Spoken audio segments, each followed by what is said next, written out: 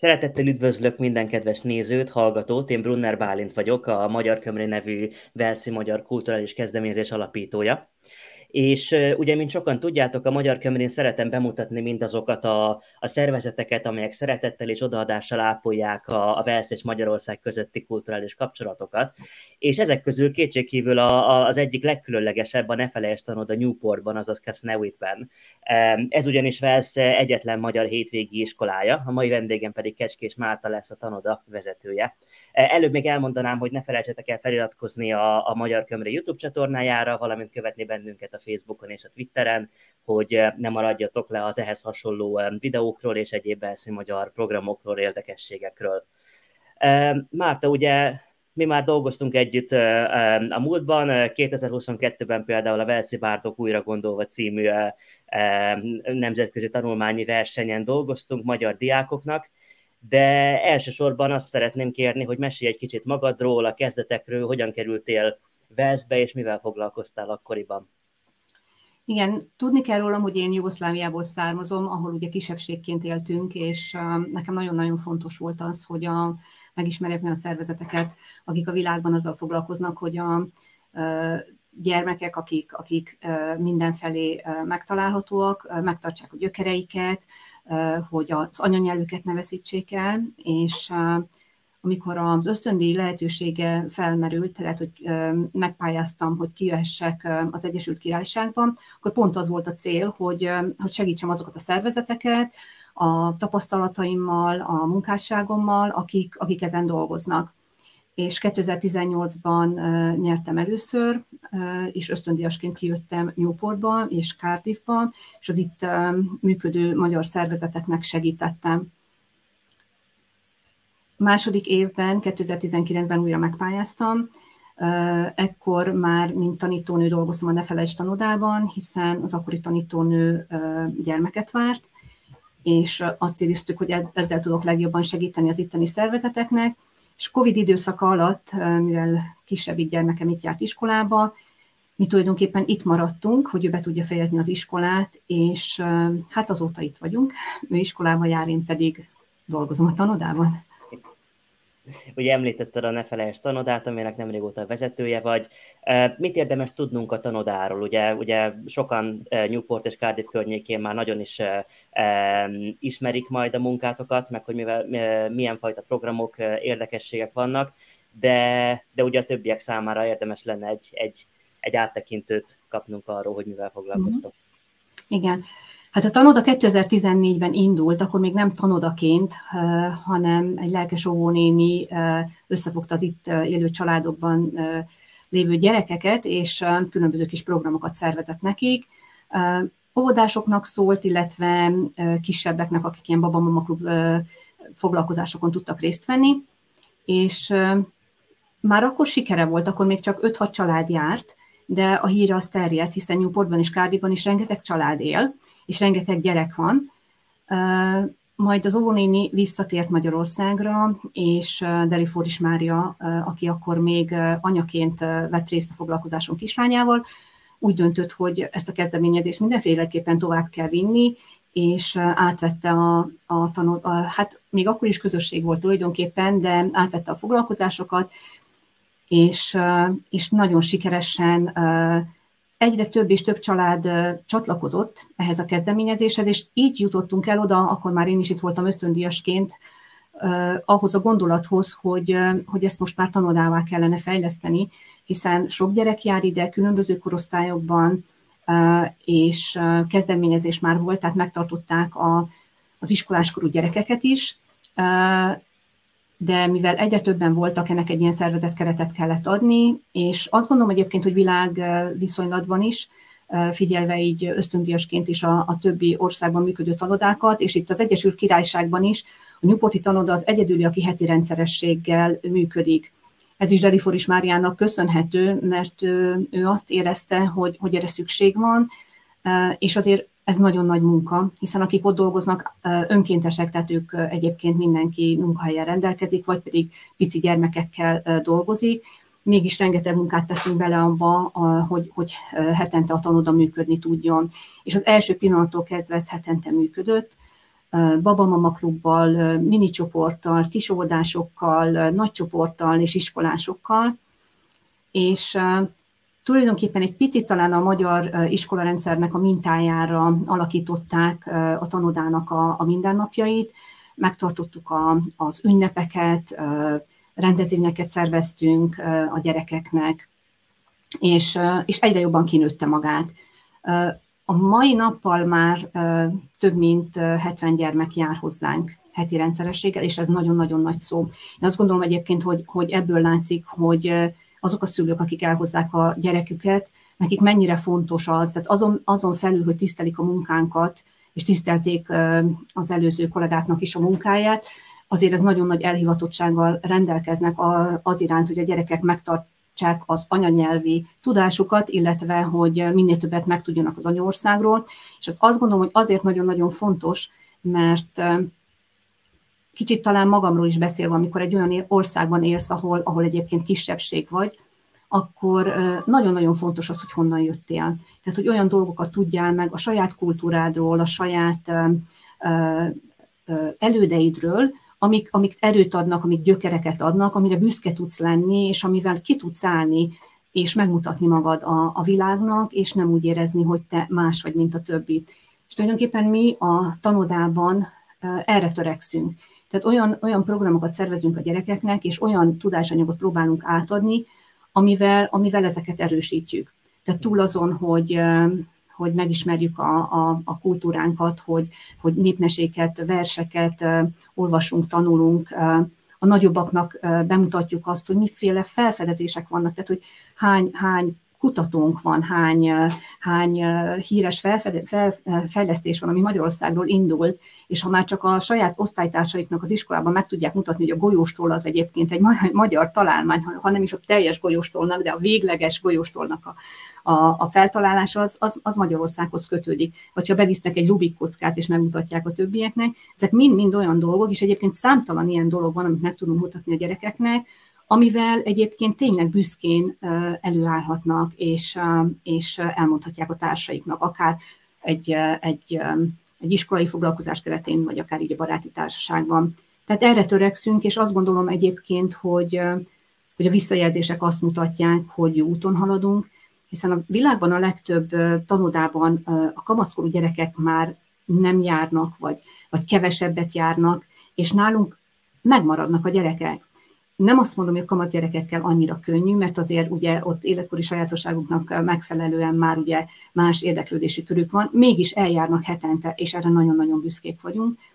Ugyan jövőre már azt tervezzük, hiszen már van olyan gyerekünk, aki 15 éves, és indítanánk egy új kezdeményezést. Most érezzük azt, amit Delifóris Máriáék akkor éreztek, amikor az első kis csapat már iskolás lesz, hogy nem szabad elengedni a kezüket, hanem valamit tenni kell, és találtak egy tanítónőt, aki ezt felvállalta és vitte tovább a gyerekeket. Mi most azt érezzük, hogy most már ezek a gyerekek viszont már abban a kamaszkorban vannak, hogy tanoda szintjén már nem biztos, hogy érdekes nekik minden héten eljárni, de pont te segítettél nekünk abban, hogy felvettük a kapcsolatot az itt élő magyar diákokkal, egyetemistákkal, és jövőre szeretném majd olyan programsorozatot indítani a kamaszainknak, illetve hát ugye olyan külsőeknek, akik eddig nem jártak, ami kifejezetten nekik szól. És ugye a kamaszokról tudni kell, hogy ott már azért, ha felnőtt irányítja, az nem biztos, hogy annyira érdekes, és ezért gondoltuk, hogy talán az lenne a legjobb, hogyha olyan programokat szerveznénk, ez ilyen havi rendszeressége lenne, amit viszonylag közel a saját korosztályukhoz, tehát hogy olyan foglalkozásvezetők lesznek, akik azért viszonylag közel vannak hozzájuk, akik tudnak nekik segíteni még abban is, hogy milyen az, amikor ők is eljöttek egy másik országba. És itt nem kell nagy dolgokra gondolni, ezek filmestek lesznek, amikor megnéznek egy filmet. Én nagyon örülnék neki, hogyha készítenének filmet, tehát hogyha ugye összeállítanának, hiszen ma ugye a mobiltelefonok és a különböző dolgoknak a világában élünk, társasjátékklubokat, ebbe utána már bele lehet csempészni egy néptánci estet, vagy bármit, amikor már megvan a kis közösség, és szeretnek eljárni, úgyhogy ez ugye a következő évnek az egyik nagy feladata lesz, de emellett egyébként, ugye, hogy egyre többen vagyunk, ugye most már lassan a helyszűkében a másik nagy feladat az lesz, hogy több mint valószínű, hogy kellene találnunk majd egy olyan állandó helyet, amiért a tanoda működhet, úgyhogy azért van bőven feladat előttünk.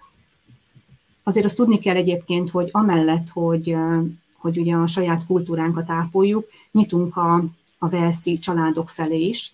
Ez lesz a következő kérdésem. Örülök, hogy megemlítetted. Igen, tehát, hogy már ugye a Covid egy picit mindent felborított. Ugye ezek a tervek még akkor jelen voltak, amikor még a Mária velünk volt. Ő most egy időre háttérbe vonul pont azért, mert nagyon-nagyon sok mindennel foglalkozott, és ugye neki azért 2 kisebb gyermeke van, úgyhogy most egy pici szünetet tart, de várjuk vissza szeretettel.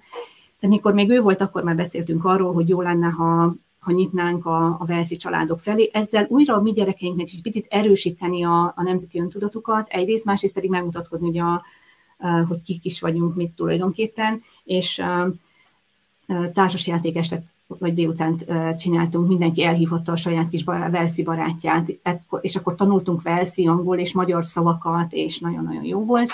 És ezt szeretnénk így tovább vinni, hogy minden hónapban, ugye nyilván az elején olyan programot kell csinálni, amire mindenki szívesen eljön, és utána szépen lassan lehet ugye majd ezt elvinni, még jobban így megmutatni a kultúránkat, és ilyenkor be lehet mutatni ugye azt is, hogy mik a hagyományos ételek, tehát hogyha például a walesi kéket elkészítjük, és akkor mellé ugye a hasonló magyar süteményt, tehát hogy mindig belecsempészünk valamit, amit pluszban meg tudunk mutatni a gyerekeknek. Úgyhogy ez is egy nagy terv, ami már valamilyen szinten elindult, de ezt is szeretnénk így továbbvinni.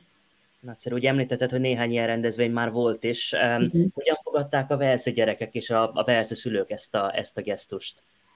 Nagyon jól. Egyébként tényleg nagyon jól fogadták. Mindenki eljött, akit meghívott, ugye, aki a kisbarátja, hogy eljött velük, és nem is tudták, hogy tulajdonképpen ezek azért is jók, mert igazán nem is tudták, hogy mi vagyunk, vagy ilyen nagy szervezet vagyunk. Habár Newportban egyébként hozzáteszem, már nagyon sokan tudnak, az önkormányzat is már számol velünk, és ugye mindig, ha valami rendezvény, akkor szól nekünk. Tehát az egyik legnagyobb szervezet vagyunk, függetlenül, hogy a lengyelek azért az egy nagy szervezet, de mi is nyilván vagyunk tartva. És azt gondolom egyébként, hogy jó volt. Első néhány próbálkozásnak meg tényleg fantasztikus volt, és mondom, most kellene majd szépen lassan ezt így tovább vinni, de szerintem egyrészt igény is lesz rá, másrészt pedig nagyon lelkesek vagyunk ebben is. Én tényleg hiszek abban, hogy a gyerekek még mindenre vevők, és hogyha egész picit gyerekkorban megtanulják azt, hogy a más nemzeteknek milyen a kultúrája, és hogy abban mennyi mindent lehet szeretni, akkor sokkal nyitottabbak lesznek a világra, akár a mi gyerekeink, ha megismerik őket, mert ugye itt nem csak magunkat mutatjuk meg, hanem ha lesz egy tánc délután, akkor ugye én szeretném, hogyha magyar tánc és walesi tánc is lenne. Tehát, hogy egy picit így a kultúrák találkozzanak egymással.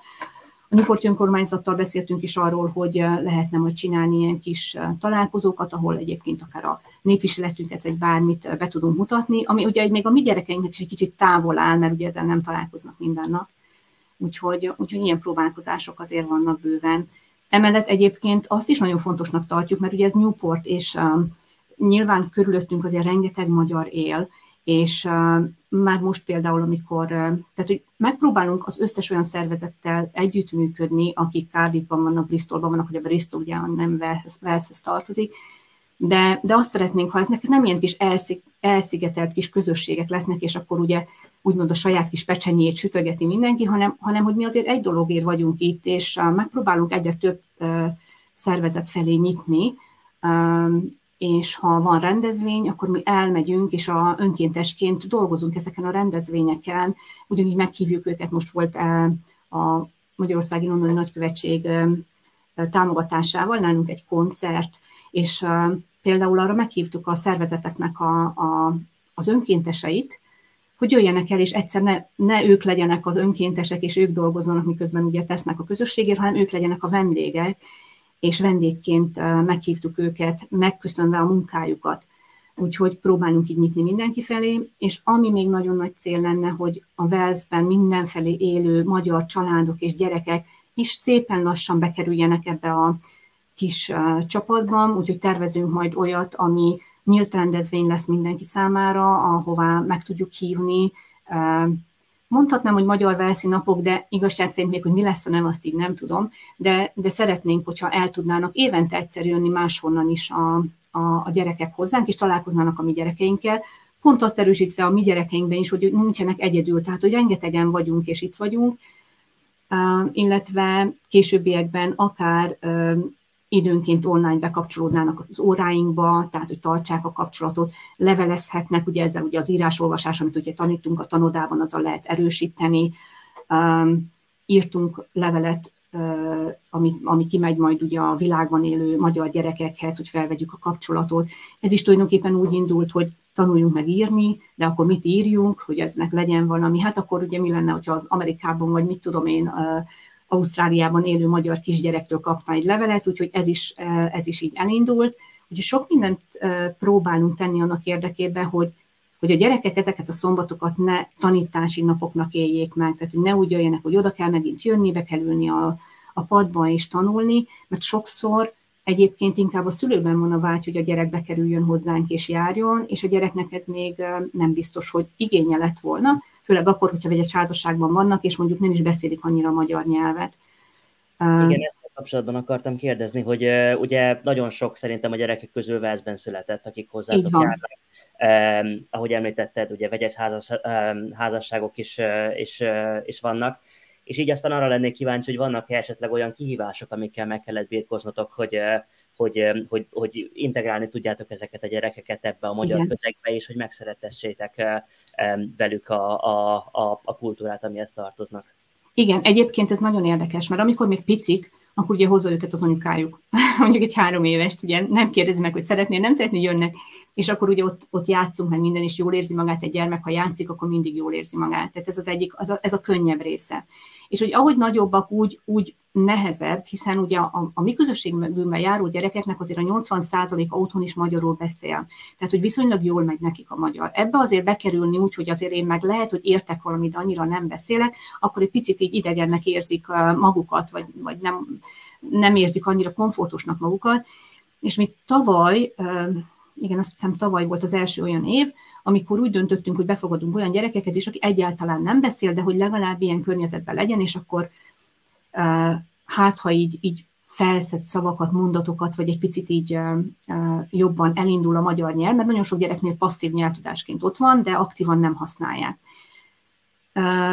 És igazság szerint nem azt mondom, hogy nem volt jó, mert ez nem igaz, mert azért a gyerekek jöttek és jól érezték magukat, de éreztük, hogy valahol még ez így nem teljesen jó, mert azért kell még valamit ráerősíteni, hogy ne érezzék azt, hogy nem mer megszólalni, mert mindenki így beszél, nem biztos, hogy értem, mert gyorsan beszélnek, és ebben az évben elindítottunk olyan csoportokat is, ahol kifejezetten olyan gyerekek járnak, akik nem beszélik annyira a magyar nyelvet, ezek pici csoportok, tehát ilyen 3-4 fővel, tehát egy asztalnyi gyerek, és ők ténylegesen a magyar nyelvet tanulják játékosan, nagyon sok társasjáték, mert mindent vettünk be annak érdekében, hogy ezt élvezzék, és akkor utána becsatoljuk őket egy-egy foglalkozásra, például most lesz anyák napja, egy héttel ugyan csúsztunk, de anyák napja lesz, ahol az egész tanoda ott lesz, és ők is magyarul mondanak verset, majd az édesanyjuknak, tehát, hogy visszacsatoljuk őket mindenféle ilyen dologra.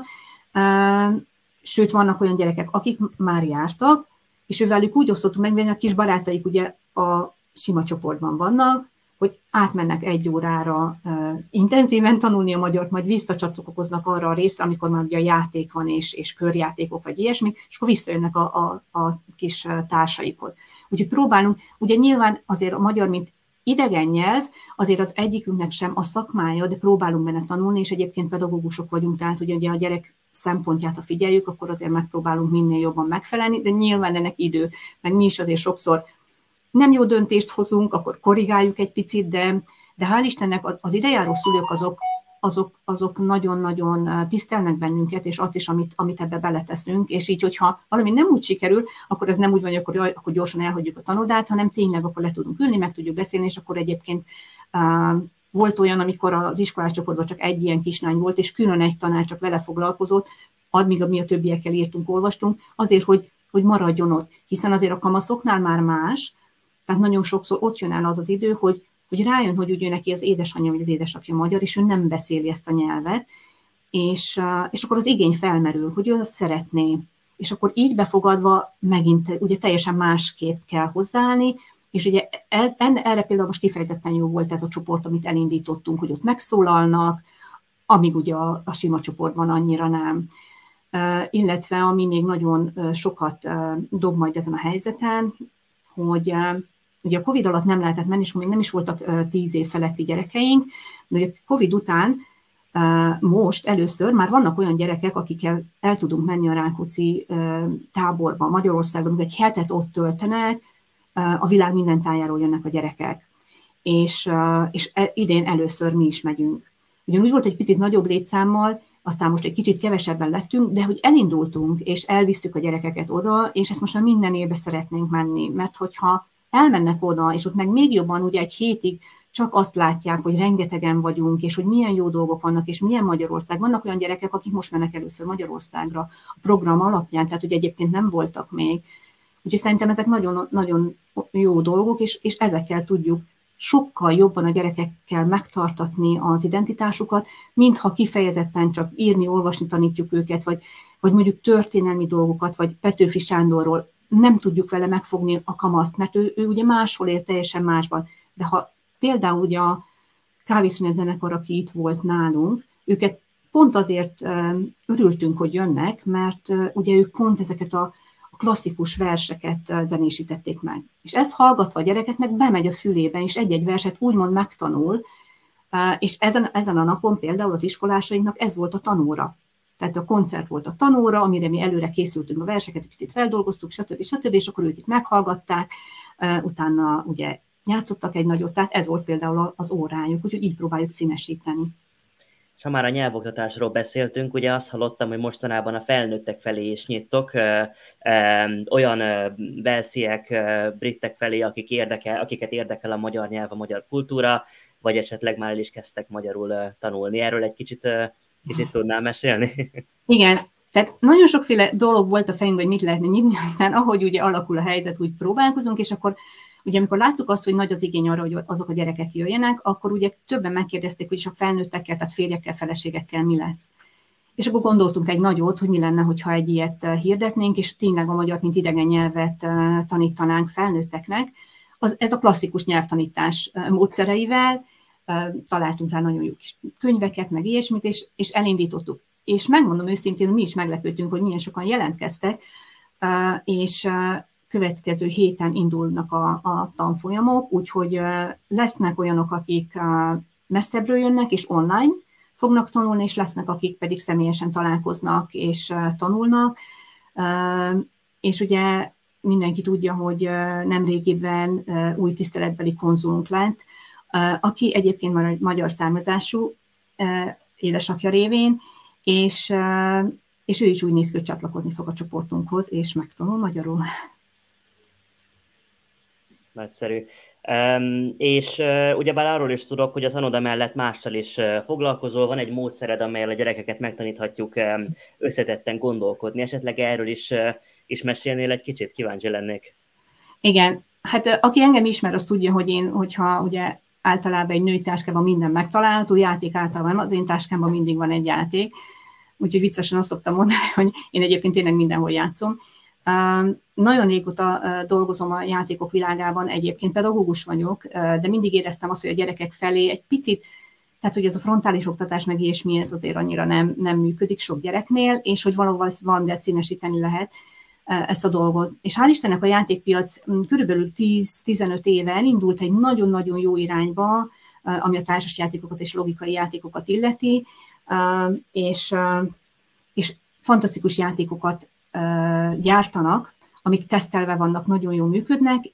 Ugyan nincsenek reklámozva, és annyira nagy közönség nem ismeri, de én tényleg nagyon-nagyon sokat kutakodtam, tehát 20 éve dolgozom ezen a projekten, 20 éve tesztelem a játékokat, rengeteg kis csoporton volt Magyarországon is, akik jártak heti rendszerességgel, és tulajdonképpen úgy vannak összeállítva ezek az órák, amivel a gyerekeket megtanítjuk egy picit másképp gondolkodni. Itt most nem kell nagyon-nagyon elvontan, de tulajdonképpen lehozni a tudásanyagukat, hogy az iskolában tanultakat hasznosítható tudását tudják tenni, és erre rendkívül jó játékok vannak. Úgyhogy körülbelül 20 éve én ebben kutakodtam, rengeteg gyerekkel játszottam, és szépen lassan kialakult ez a módszer, amit mielőtt kijöttem volna már Magyarországon okoskodó néven futtattam, és mikor ide kijöttem, akkor a tanodán belül tartottam ilyen órákat, és mivel azt láttam, hogy nagyon-nagyon jó a fogadtatása, Most jutottam el odáig, hogy a kollégáimmal elkezdtük az itteni módszert is kialakítani, és már az itteni gyerekekkel is játszani. Úgyhogy most már van több csoportunk Newportban, Cardiffban és Penardban, vannak after school klubjaink is, és Smarties klubjaink is, úgyhogy ez egy nagyon-nagyon izgalmas világ, és azt gondolom egyébként, hogy most van itt az ideje, mert annyira elmentünk a számítógép, a telefon, az információknak másféleképpen lekérdezése irányába, hogy most van itt az idő arra, hogy egy picit megálljunk, egy picit visszatérjünk, hogy a gyerekekkel játszunk, hogy a gyerekekkel meséljünk, hogy a fantáziájuk ne tűnjön el, hogy a lelki világuk elő tudjon jönni, és hogy tényleg hasznos tagjai legyenek a társadalomnak. Tehát, hogy ne csak befogadóak legyenek, hanem tényleg gondolkodjanak, tudjanak vitatkozni, tudjanak érvelni, és erre ezek a társas játékok, és ezek a játékok, amiket mi használunk, kiválóan alkalmasak. És milyen szerepet játszhatnak a játékok a két kultúra közötti barátság elmélyítésében? Ugye gondolok itt ebben az esetben a velszi-magyar kapcsolatokra, generációtól függetlenül. Hát egyébként a játék az egy kiváló eszköz arra, tehát hogyha például egy társasjátékklubot létrehozol, még olyanoknak is, akik nem játszottak, és abban megfelelően válogatod össze a játékmestereidet és a játékokat, akkor az egy annyira fantasztikus élményt tud adni az embereknek, hogy már csak azért is eljönnek. Ha arra kérdezel, hogy milyen játékokat lehet ilyenkor jól használni, ez pont az, hogy ilyen tehát hogy olyan játékokat kell összeválogatni, amiben nem egymagunkkal vagy a családunkkal játszunk, hanem összehozunk családokat, összehozunk gyerekeket, és egymással elkezdenek játszani. Ebben a szójátékoktól, amilyen úgynevezett parti játékoktól kezdve a nagy stratégiai játékokig mindent be lehet dobni, és megtanulnak az emberek újra egyébként, ez most lehet, hogy nagyon csúnyán hangzik, de ugye főleg a mai fiatalok azért nem annyira tudnak már kommunikálni egymással, ugye nagyon jól tudnak írni, de így szemtől szemben nem. És rengeteg olyan játék van, amivel le kell ülni az asztalhoz, megismerni egymást, rákoncentrálni a másikra, levenni a kis rezgéseit, és az alapján tudom megnyerni a játékot, úgyhogy nagyon-nagyon jól össze lehet hozni az embereket. Arról már nem beszélve a generációkat kérdezed, ugye nem is a velc és a magyaroknál alapjártan a generációkat. Azért, amikor ugye én Magyarországon nagyszülőknek is tartottam ilyen foglalkozást, mindenki azt mondta, hogy ez nem fog bejönni, mert utána 78 nagyszülő jelentkezett egyébként erre a foglalkozásra, és jártak is heti rendszerességgel. És pont az volt a cél, hogy generációkat összehozni, hiszen a nagymamam meg a nagypapa már nem biztos, hogy lépést tud tartani azzal a technikai világgal, amivel a kisunoka benne van. De leülni és egy jó társas játékozni, akár egy nagy stratégiai játékkal is, azt viszont tudnak. Úgyhogy azért generációkat össze lehet hozni, családokat össze lehet hozni, gyerekeket össze lehet hozni, úgyhogy a játék az egyébként minden ilyenre alkalmas. Így legyen. Sok szerencsét kívánok a további munkátokkal, és örömmel várom majd, hogy milyen további programok és érdekességek lesznek, és természetesen a Magyar Kömrés nagyon szívesen támogatja ezeket a dolgokat. Köszönjük szépen. Eddig is segítettetek nekünk nagyon sokat, úgyhogy szerintem ezután is tudtok, és tényleg, ha bárki szeretne hozzánk csatlakozni bármilyen módon, akkor keressen meg bennünket, és biztos megtaláljuk a módját, hogy hogyan tud csatlakozni. És köszönöm szépen. Én köszönöm. Szia! Szia!